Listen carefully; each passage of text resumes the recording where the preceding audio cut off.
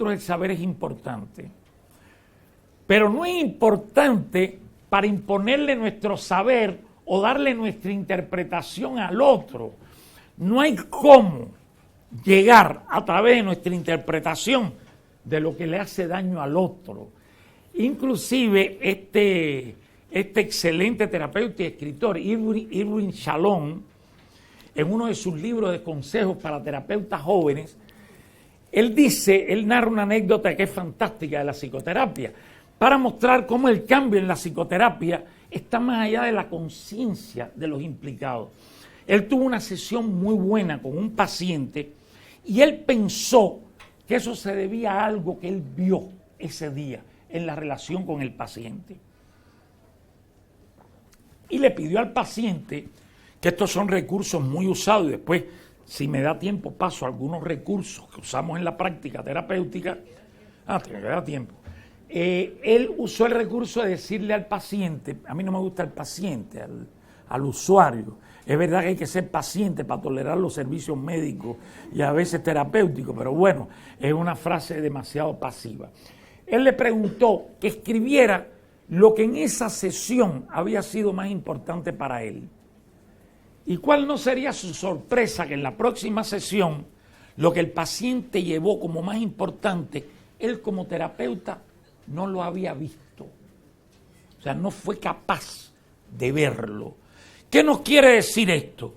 No es la intención o el saber de la acción lo que provoca el cambio. Son los procesos subjetivos que emergen en el diálogo y evidentemente el diálogo es facilitado por las hipótesis que yo puedo tener sobre la configuración subjetiva del cuadro de síntomas que esa persona tiene y que la persona casi nunca tiene la capacidad de representarse. Porque nuestros grandes afectos son las grandes fuentes de nuestros problemas. O sea, las personas con las que no tenemos afecto no son indiferentes, ¿verdad? Ahora yo le puedo decir algo a ustedes aquí que a lo mejor a alguno le afectó, pero se le olvida a la hora. Pero si llegan a la casa y el padre, sin tener conciencia de eso, les dice algo que usted siente, porque esto es lo interesante, no es que el padre le esté induciendo a usted algo, es que él le dice algo a usted y usted produce un sentido de lo que el padre le dice, que está en función de su configuración subjetiva, no está en función de la intención o de la letra de lo que el padre fala. Y esta es la parte realmente compleja de la subjetividad humana, porque lo que un padre dice pasa por la relación que yo, suponiendo que yo sea el niño, tengo con mi madre, por cómo yo veo la dinámica de mi padre y mi madre, por cómo yo me relaciono con mi hermano. Entonces, en los procesos humanos no ten procesos lineales, ten verdaderas redes subjetivas. Y en última instancia yo siento lo que yo produzco, no lo que se me dice. Usted quería preguntar, por eso yo estaba pensando y pregunté, ya llevo hablando creo que casi una hora, ¿verdad? Estoy dispuesto a hablar un tiempo más porque quisiera hablarle un poco de recursos de la terapia y de campos de la terapia, porque tenemos que quitarnos de la cabeza que la terapia es una operación de la clínica. La terapia es una operación de la psicología, como dijiste, Sandra, cuando hablaste. Se hace terapia, muchas de mis psicoterapias ya en esta fase de mi vida han sido con estudiantes después que se termina el aula sentado en la sala, ¿verdad? Han sido terapias de meses, conversando con él después que se termina el turno. Entonces, usted tenía una pregunta. Es que más allá de una pregunta, yo creo que me hizo mucho sentido.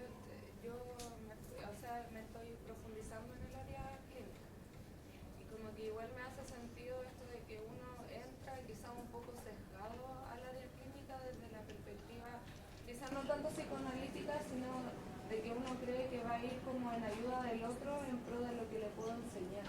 Muchas veces caemos en ese pensamiento quizá erróneo. Entonces yo creo que es muy importante saber de que yo estoy frente a un otro y que ese otro tiene cosas más allá de solo lo que contar, sino que ha vivido y que yo como terapeuta soy capaz de conocer. Entonces creo que va más allá de yo tener un rol activo, como dice usted, que ha sido todo este cambio también como teórico y epistemológico. Entonces es como pararse frente a un otro, a alguien que yo, es como una realidad nueva, que yo conozco y que no construyo, sino que simplemente dentro de la terapia estoy en un proceso de co-construcción mutua. Porque yo también en base a esa experiencia voy aprendiendo. Entonces creo que algo... El aprendizaje no es la palabra que más me gusta para la psicoterapia, aunque se aprende.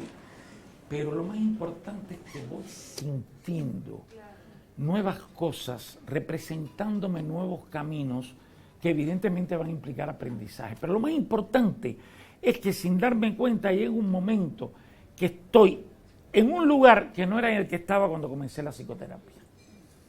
Y yo creo que la función del terapeuta, como bien tú dijiste, por ejemplo, vamos a suponer que yo no sea psicólogo. A lo mejor tú me puedes enseñar algo con tu edad, pero un hombre de casi 70 años, ya dentro de poco, es difícil que tú le puedas enseñar algo. Incluso un hándicap que tenemos los psicoterapeutas es cuando somos jóvenes, llegar una persona de mucha más edad que tiene mucho más kilómetros de vida y nos enfrenta a situaciones que quizás nunca hemos pensado. Lo que sí tenemos que salir, pero no apenas en la psicoterapia, en todas las nociones de intervención que usamos como psicólogos, es de pensar que la intervención está orientada por nuestro saber y que tenemos que llevar al otro al lugar en que pensamos que el otro debe estar. Si el otro no camina en su propio camino, nunca va a llegar al lugar ninguno. Entonces, lo más importante en cualquier proceso de intervención comunitaria, grupal, escolar, es promover la emergencia de los individuos como sujetos de sus espacios, ¿verdad? Como agentes de sus espacios, ¿verdad? Que tengan un lugar, que desde ese lugar se puedan situar, que se sientan respetados y afectivamente asumidos desde ese lugar. Y para ser un buen terapeuta pienso que lo primero es que hay que saber acompañar la singularidad del otro y no quererle imponer el andamio de nuestra teoría a todo lo que nos dicen. Por ejemplo, les voy a poner otro ejemplo de la literatura de Winnicott, que es uno de los psicoanalistas que yo más respeto por su creatividad, por su carácter tremendamente fértil y humano. Winnicott estaba con un paciente, esto es famoso, y él da una cabezada de sueño. Cuando él vuelve, que fue fracciones de segundo, el paciente le dice, fíjense qué cosa interesante es la subjetividad humana, usted durmió, doctor. Y él dice que le pasó por su cabeza decir, no, cerré los ojos para oírlo mejor. La ficción de que el terapeuta tiene que ser perfecto. Pero decidió decirle la verdad y le dijo, sí, es cierto, dormí porque yo soy un hombre metódico, tengo gripe, ayer tuve una actividad social a las que no suelo ir y realmente hoy he estado agotado. Le garantizo que esto no va a ocurrir nunca más. A ver, ¿quién más o menos adivina la reacción del paciente aquí? ¿Alguien puede decir qué se imagina que hizo el paciente?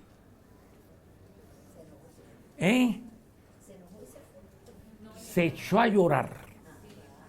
Comenzó a llorar, pero sin freno. ¿Y saben lo que Winnicott dijo? Aquí comenzó la verdadera psicoterapia. Y yo les pregunto, ¿qué tiene que ver eso con el psicoanálisis?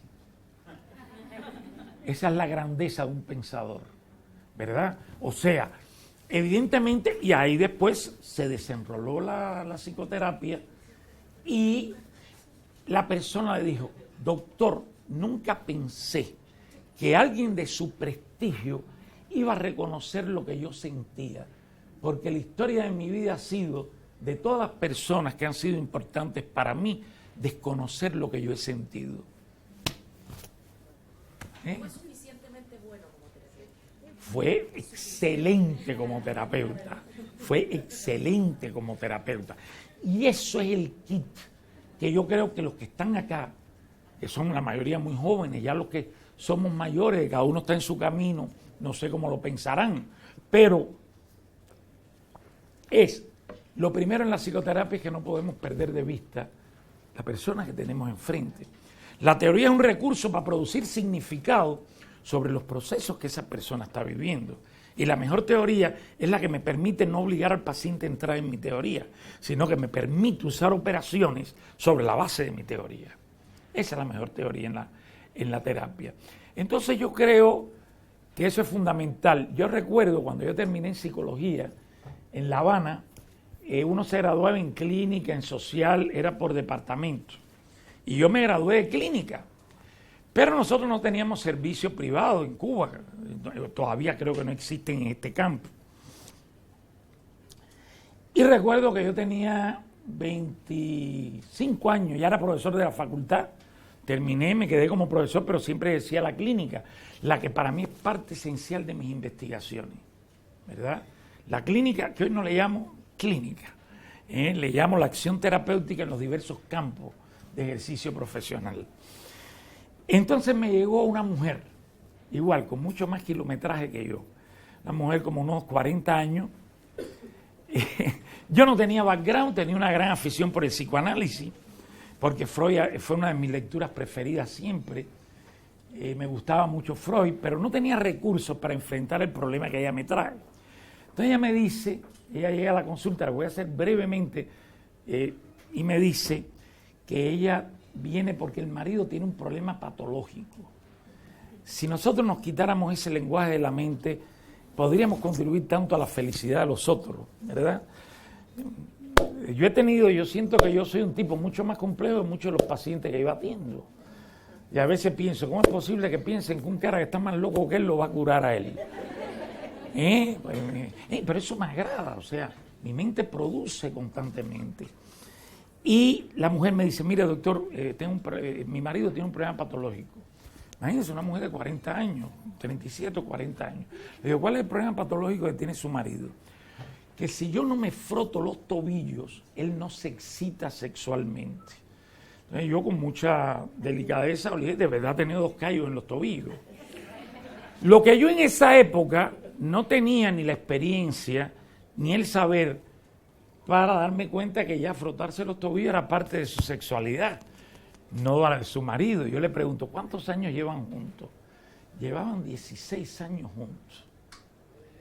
Le digo, ¿por qué? Para que ustedes vean como la lógica, ¿verdad? Le digo, ¿por qué después de 16 años usted tiene esa inquietud con su marido? No, porque unas amigas, yo les conté, porque a mí eso siempre me ha parecido extraño, pero usted tiene orgasmo, disfruta sus relaciones, las disfruto. Pero siempre me pareció extraño y me decidí a unas amigas íntimas contarle esto. ¿Está bien? No los voy a cansar, seguimos el proceso. Entonces, marido, buen marido, ella lo quiere, nunca se pensó divorciar por eso. Sexualidad óptima, orgasmo. Entonces yo le dije, mire, yo le voy a dar mi teléfono y usted me llama cuando usted quiera. Esto fue después de sesiones de terapia. Mire, su marido tiene una forma de sexualidad que por suerte usted es feliz con él, ¿verdad? Entonces no tiene ninguna patología. Yo recomiendo que si usted es feliz y ha sido feliz hasta ahora, y esto no le crea ningún problema y nunca pensó en divorciarse, usted continúe viviendo, aparecen nuevas cosas, usted me llama, y nunca le pregunte a sus amigas lo que ellas hacen, porque usted se va a sorprender. Si tenía madurez suficiente para con 25 años decirle eso, ¿verdad? Pues bueno, la sexualidad humana es, y no por gusto Freud se centró en ella. El error de Freud fue ir de la sexualidad al afecto, y es del afecto a la sexualidad, ¿verdad? La sexualidad es una biografía de uno, ahí aparecen muchas cosas a nivel simbólico, a nivel relacional, etcétera. Entonces, nuestro objetivo como terapeuta no puede ser que el otro sea como soy yo, sino que el otro aprenda a ser él o ella, que el otro encuentre un espacio. Por eso nosotros le hemos dado un extraordinario peso en nuestra visión actual de la psicoterapia, no apenas al concepto de cambio terapéutico, sino al concepto de desarrollo. La persona, cuando comienza a salir de su malestar, comienza un proceso de desarrollo, comienza a revisar sus relaciones, su lugar en el mundo, hace reflexiones sobre su trabajo, hace reflexiones sobre la vida, muchas de las cuales son totalmente diferentes a las suyas. pero ella encontró un camino, ¿verdad?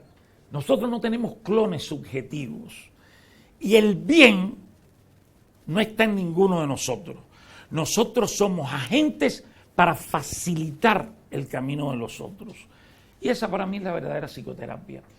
Yo creo que el terapeuta, mucho más que dar conclusiones, afirmaciones rotundas, es una persona que provoca al otro desde el lugar que habla y lo provoca con hipótesis de cuáles son los procesos subjetivos que le están haciendo daño a ese otro. Pues es muy interesante, eso ya lo decía Freud. Disculpen, todo paciente llega con una queja, pero el terapeuta que se monta en la queja está perdido. La queja es el recurso que él usa para expresar su malestar y a la vez estar bien socialmente con él y subjetivamente con él y con usted. Entonces, la queja es apenas un pequeño iceberg para usted usarla en distintos momentos, incluso contradiciéndola cuando llegue el momento. Entonces, evidentemente que en la terapia se crea un espacio de subjetividad social con el otro, que está atravesado por nuestra sociedad, por nuestros valores, por todo, pero donde siempre tenemos que evitar.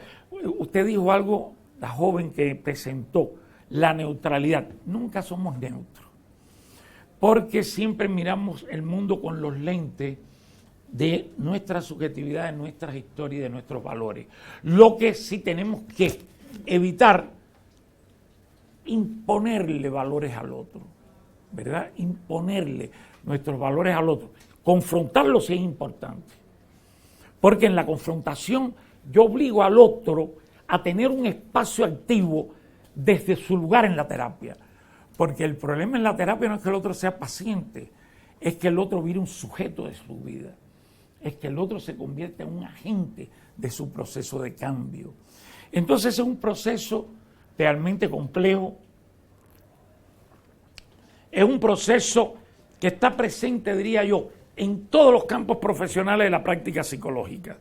Por ejemplo, hoy nosotros estamos trabajando mucho la salud mental de lo que se llama, yo no uso más el término enfermedad, pero incluso me estoy cuestionando, y voy a hacer un artículo ahora que ya lo tengo en mente, el concepto de salud mental. Porque los problemas a nivel mental, cuando los problemas son serios, no son problemas de salud, son problemas de mal funcionamiento, ¿verdad? Del cerebro, de los procesos bioquímicos, de los procesos eléctricos. Entonces, un psicótico no es un enfermo, él puede vivir 1000 años con la psicosis. La enfermedad siempre es un estado degenerativo que o se interrumpe o se muere la persona. O sea, la enfermedad avanza en un sentido. El psicótico no, es un mal funcionamiento, ¿verdad? Por la complejidad organímica de su individualidad, que hoy se desconoce. Pero, por ejemplo, en la neurociencia hay reportes, que yo pienso que los psicólogos debemos estar vestidos en esto, muy interesantes, ¿verdad? Por ejemplo, que hay unas células que son defensivas en el cerebro y se comienza a descubrir que en los esquizofrénicos están multiplicadas y que las células comienzan a comer otras células que no son malignas, que le hacen daño. Entonces, nada tiene una causa.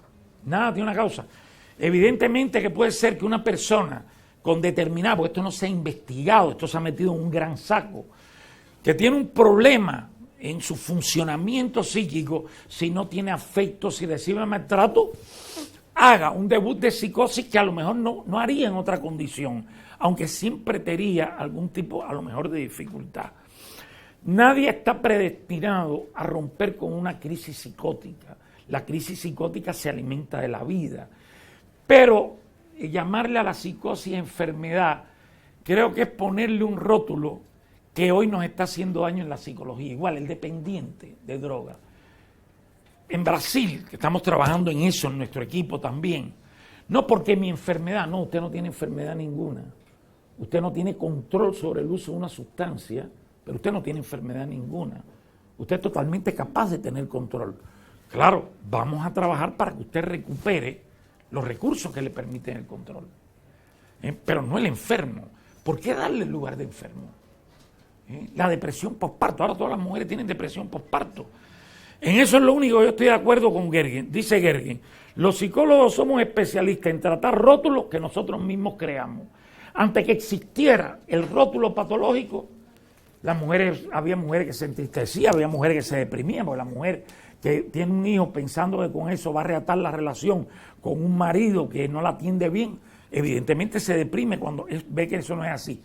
Pero una vez que apareció depresión posparto, todas las mujeres que tienen un mínimo síntoma van a buscar en la institución tan poderosa, médica, el respaldo para faltar al trabajo, para no enfrentar responsabilidades.